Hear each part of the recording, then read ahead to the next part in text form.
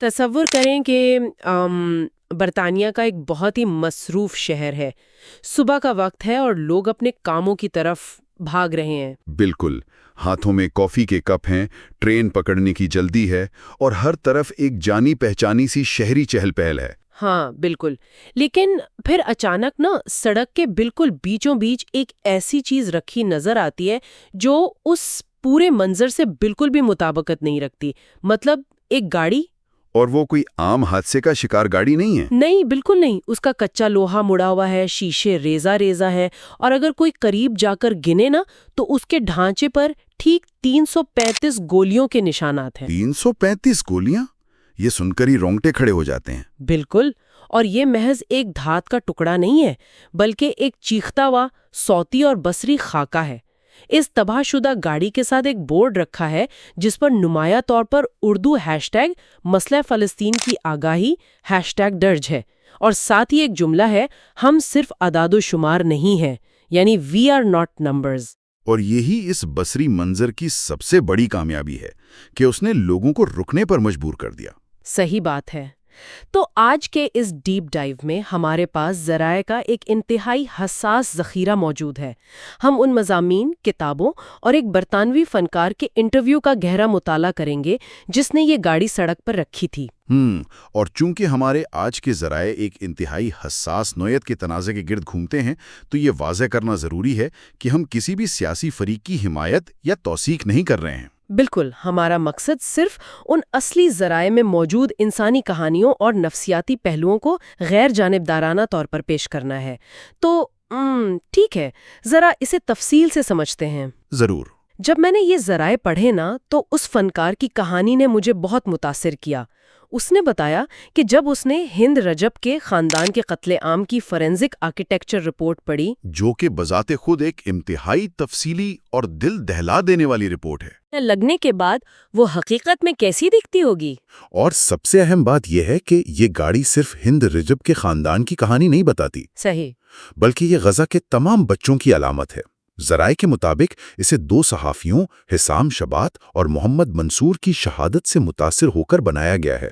وہ صحافی جو آخر وقت تک شمال میں رپورٹنگ کرتے رہے تھے نا؟ بالکل وہی۔ اس فنکار نے اپنے انٹرویو میں بتایا کہ اس دن وہ شدید غم میں مبتلا تھا، مطلب اسے ایسا محسوس ہو رہا تھا جیسے اس نے اپنا سگا بھائی کھو دیا ہو۔ کیا واقعی؟ یہ بہت گہرا دکھ ہے۔ ہاں، اور پھر وہ اسی حالت میں سڑکوں پر نکلا اور اسے یہ گاڑی ملی۔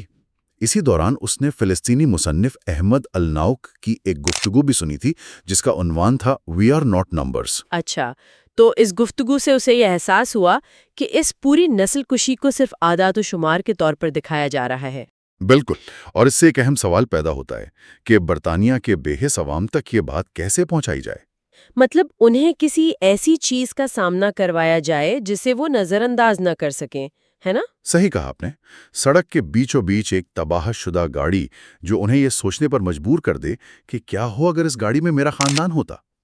یہ بات واقعی انسان کو اندر تک ہلا دیتی ہے۔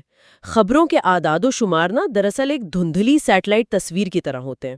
ایک بہت اچھی تشبیہ ہے یہ۔ ہاں، مطلب جیسے خلا سے دیکھیں تو کچھ واضح نہیں ہوتا، لیکن یہ گاڑی اس تصویر کو زوم کر کے براہ راست چہروں اور احساسات کو دکھانے کے مترادف ہے۔ اور اسی زوم ان کرنے والے نظریے نے اس پروجیکٹ کی بنیاد رکھی جسے ہم وی آر ناٹ نمبرز یا مختصراً WANN کہتے ہیں۔ تو احمد الناوک، جن کی گفتگو نے اس فنکار کو متاثر کیا، ان کی اپنی کہانی کیا ہے؟ مطلب یہ پروجیکٹ کیسے شروع ہوا؟ اس کی جڑیں 2014 میں پیوست ہیں۔ اس جنگ کے دوران احمد نے ایک فضائی حملے میں اپنے بھائی ایمن اور کئی دوستوں کو کھو دیا تھا۔ یہ تو بہت ہی خوفناک ہے۔ ہاں، اور اس کے بعد وہ ایک شدید ڈپریشن کا شکار ہو گئے تھے، لیکن پھر ایک امریکی کارکن پام بیلی نے ان کی رہنمائی کی۔ پام بیلی؟ انہوں نے کیا کیا؟ پام نے انہیں اپنا دکھ الفاظ میں ڈھالنے کا مشورہ دیا، اور جب احمد نے لکھا تو فروری 2015 میں وی آر ناٹ نمبرز کا باقاعدہ آغاز ہوا۔ ذرائع بتاتے ہیں کہ انہوں نے کراؤڈ فنڈنگ کے ذریعے $8,200 جمع کیے، جو 2015 کے لحاظ سے بہت بڑی رقم تھی۔ بالکل، اور اس کا مقصد غزہ کے 18 سے 29 سال کے نوجوانوں کو بین الاقوامی لکھاریوں کے ساتھ جوڑنا تھا۔ لیکن یہاں میری ذہن میں ایک سوال ابھرتا ہے۔ جی بتائیے۔ مطلب ایک جنگ زدہ علاقے میں جہاں ادویات اور پانی کی اتنی شدید قلت ہے، وہاں نوجوانوں کو بٹھا کر انگریزی مضامین کی تربیت دینے پر کیوں توجہ دی جا رہی ہے؟ یہ ایک بہت منطقی سوال ہے، لیکن یہاں جو بات سب سے زیادہ حیران کن ہے وہ یہ ہے کہ یہ محض کہانیاں نہیں ہیں۔ تو پھر کیا ہے؟ عربی میں ایک لفظ ہے صمود، جس کا مطلب ہے ثابت قدمی۔ یہ دراصل نفسیاتی بقا کا ایک ذریعہ ہے۔ نفسیاتی بقا مطلب اپنی ذہنی حالت کو بچانا؟ بالکل۔ جب کوئی آپ کی پہچان مٹانے کی کوشش کر رہا ہو تو اپنی کہانی خود لکھنا اپنے بیانیے کو بچانے کی ایک بہت بڑی غیر متشدد مزاحمت ہے۔ واہ، یہ نقطہ بہت طاقتور ہے۔ اور یہ مزاحمت کتنی مضبوط ہے اس کا اندازہ اس بات سے ہوتا ہے کہ اکتوبر 2023 میں احمد نے اپنے 21 رشتہ داروں کو کھو دیا۔ 21! یہ ایک ناقابل تصور صدمہ ہے۔ ہاں، لیکن اس کے باوجود یہ پروجیکٹ آج بھی جاری ہے۔ وہ لوگ رکے نہیں ہیں۔ اور اسی کا نتیجہ وہ کتاب ہے جو مئی 2026 میں لندن میں لانچ ہونے جا رہی ہے۔ دی وائسز آف غزہ یوتھ ہے نا؟ جی بالکل۔ اور اس میں پچھلی ایک دہائی میں لکھے گئے 1300 مضامین میں سے 62 مضامین اور 9 نظمیں شامل کی گئی ہیں۔ میں نے اس کتاب کے اقتباسات پڑھے اور ان تحریروں میں مجھے ایک عجیب سا دہراپن محسوس ہوا۔ دہراپن؟ وہ کیسے؟ مطلب ایک طرف تو غزہ سے بے پناہ محبت ہے، وہاں کی روزمرہ زندگی سے لگاؤ ہے، اور دوسری طرف اس محاصرے سے شدید نفرت۔ بالکل۔ وہ کوئی روایتی جنگی کہانیاں نہیں ہیں۔ جیسے باسمان دراوی کی کہانی دیکھیں، وہ جرمنی کے سفر پر ہیں، وہاں اطالوی ریویولی کھا رہے ہیں، لیکن یاد اپنے شہر کے ہمس کو کر رہے ہیں، صحیح؟ ہاں، وہ پوری دنیا کے کھانوں کے بیچ میں بیٹھ کر بتاتے ہیں کہ ان کے شہر کا ہمس کیسا ہے۔ یہ انہیں ایک عام انسان ثابت کرتا ہے۔ اور اسی کتاب میں دوسری طرف ڈاکٹر سعید علی یعقوبی کا وہ واقعہ ہے جو بیوروکریسی کے تشدد کو ظاہر کرتا ہے۔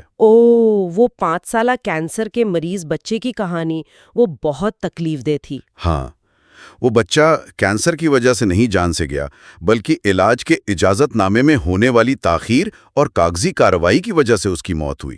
مطلب یہ وہ خاموش جنگیں ہیں جو بموں سے نہیں، فائلوں کے ذریعے لڑی جاتی ہیں۔ بالکل درست۔ اور پھر ایمان شواز کی کہانی ہے، جو ایک آرکیٹیکٹ ہے، وہ اس تباہی کے بیچ بھی قدیم عمارتوں کو بچانے کے خواب دیکھتی ہیں۔ یہ ایک بہت بڑی امید کی بات ہے۔ ہاں، مجھے تو یہ ایسا لگتا ہے جیسے کوئی سمندر کے کنارے ریت کا محل بنا رہا ہو اور لہریں اسے بار بار گرا رہی ہوں، لیکن وہ شخص پھر بھی تعمیر جاری رکھے۔ یہ تشبیہ بالکل اس صورتحال کی عکاسی کرتی ہے۔ وہ ثابت کر رہے ہیں کہ وہ محض تنازعات کی علامت نہیں ہیں، وہ فنکار ہیں، سائنسدان ہیں، معمار ہیں۔ صحیح۔ اور ہم ایک بار پھر واضح کر دیں کہ ان ذرائع میں موجود یہ تمام تفصیلات ہم خالصتاً ایک انسانی اور تجزیاتی زاویے سے پیش کر رہے ہیں، بالکل، بغیر کسی سیاسی جھکاؤ کے۔ لیکن یہاں آ کر بات واقعی بہت دلچسپ ہو جاتی ہے۔ وہ کیسے؟ دیکھیں، انگریزی میں مضامین لکھنا، لندن میں کتاب شائع کرنا، یہ سب تو سمجھ میں آتا ہے، لیکن کیا یہ کہانیاں کبھی ان لوگوں تک پہنچی ہیں جن کی حکومتیں اس محاصرے کی ذمہ دار ہیں؟ یہ بہت اہم سوال ہے، اور اس کا جواب ہمیں 2019 کے ایک پروجیکٹ میں ملتا ہے۔ احمد الناوق نے ایک اسرائیلی صحافی یوال ابراہیم کے ساتھ مل کر اکراس دا وال نامی پروجیکٹ شروع کیا تھا۔ اکراس دا وال یعنی سرحد کے پار۔ اس میں انہوں نے کیا کیا؟ اس کے تحت فلسطینیوں کی کہانیوں کا عبرانی زبان میں ترجمہ کیا گیا۔ عبرانی میں؟ مطلب تنازع کے بالکل دوسری طرف کی زبان میں؟ جی ہاں، اور آپ حیران ہوں گی کہ 150 سے زیادہ اسرائیلی رضاکاروں نے اس میں حصہ لیا، اور 2021 تک اسے 10 لاکھ سے زائد لوگوں نے دیکھا۔ واو، 10 لاکھ! یہ کتنا بڑا نفسیاتی قدم ہوگا۔ ایک شخص اپنا ذاتی صدمہ ان لوگوں کی زبان میں ترجمہ کر رہا ہے جو دیوار کے اس پار ہے۔ بالکل، اور اسی حوالے سے مرحوم رفعت العریر کی ایک کہانی بہت مشہور ہے۔ اچھا، وہ کینیڈا والی کہانی؟ ہاں، ایک بار 2 کینیڈین باشندوں کا زمین کے ایک ٹکڑے پر جھگڑا ہوا، تو ایک مقامی شخص نے کہا کہ اس زمین کا اصل مالک وہ ہے جو اس کی حقیقی کہانی سنا سکے۔ بہت خوبصورت بات ہے، مطلب جس کے پاس کہانی ہے اسی کی وہ زمین ہے۔ بالکل، اور یہی ان نوجوانوں کی مزاحمت ہے۔ وہ اپنے بیانیے کو مٹنے نہیں دے رہے، بھلے انہیں عبرانی میں ہی کیوں نہ لکھنا پڑے۔ اور ایمان عید کی نظم بھی تو بالکل یہی پیغام دیتی ہے نا؟ جی، اس نظم کے الفاظ مجھے یاد ہیں۔ اس نے لکھا تھا کہ ہم لکھتے ہیں تاکہ اگر ہم مر بھی جائیں تو ایک آواز کے طور پر یاد رکھے جائیں۔ اور خدا کے سامنے ثبوت رہے کہ ہم بولے تھے۔ یہ سن کر انسان خاموش سا ہو جاتا ہے۔ تو اس سب کا آخر مطلب کیا ہے؟ ہم نے شروع میں اس گولیوں سے چھلنی گاڑی کی بات کی، پھر ہم نے سمود کی نفسیاتی بقا کو سمجھا، باسمان کے حمس کا ذکر کیا، اور پھر عبرانی زبان میں ترجمہ ہونے والی ان کہانیوں تک آئے۔